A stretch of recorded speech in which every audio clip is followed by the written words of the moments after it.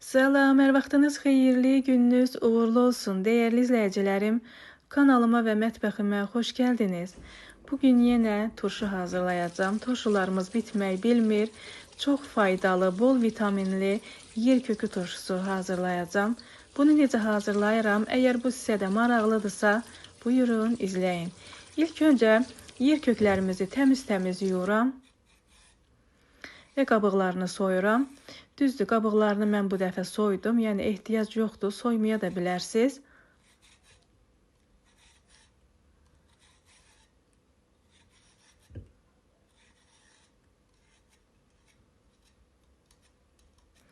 Əziyyətə dəyər verən, videolarımı izləyən, bəyənən, şərhlər yazan hər kəsə öncədən təşəkkür edirəm. Yer kökünün qabığını da soydum və bunları istədiyiniz formada doğraya bilərsiniz. Mən bəzəkli bıçaqla halqa formasında doğrayacağım.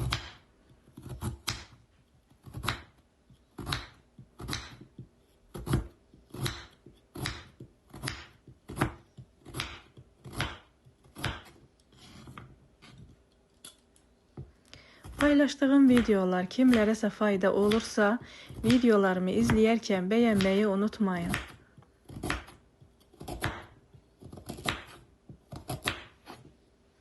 Yer kökünün nə qədər faydalı olduğunu hər kəs yəqin ki bilir. Bunu danışmağıma ehtiyac yoxdur. Balacadan böyüyə qədər hər kəsə çox faydası var. Nə edirəm? Yer kökləri gördüyünüz kimi doğradım və bunları bankalara yığıram. Bankalara ilk öncə qara dənəvər istiot əlavə edirəm və həyətimdə olan xırda acı biberlərdən əlavə edəcəm. Hər bankaya 2 ədəd. Quru şüyüd və nanə əlavə edib yer kökləri bankaya yığıram.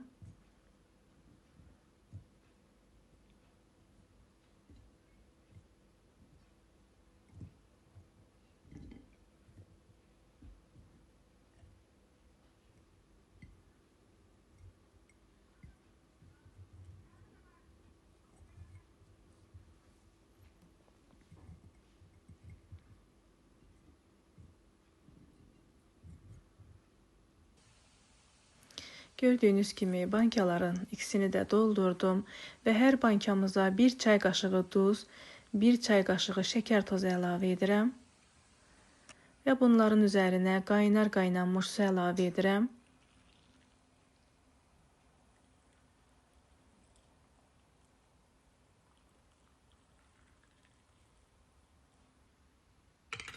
Və qapaqlarını örtürəm. Sadəcə örtürəm, hələ turşumuz hazır deyil. Bunun soyumasını gözləyirəm. Bir dəfə suyu soydusa, bunu süzürəm qazana. Çünki yer kökü bərk olduğu üçün bunu belə etməmiz mütləqdir. Və suyun qazana süzəndən sonra yarım armud stəkan üzərinə sirkə də əlavə edirəm. Duzunu, şəkər tozunu əlavə etmişəm deyə bankalara. Sirkəni də əlavə etdim və bu suyu yenidən qaynadıb bankalara tökürəm.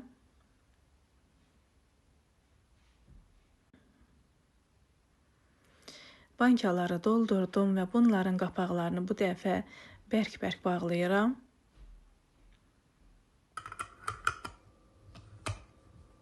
Artıq turşumuz hazırdır.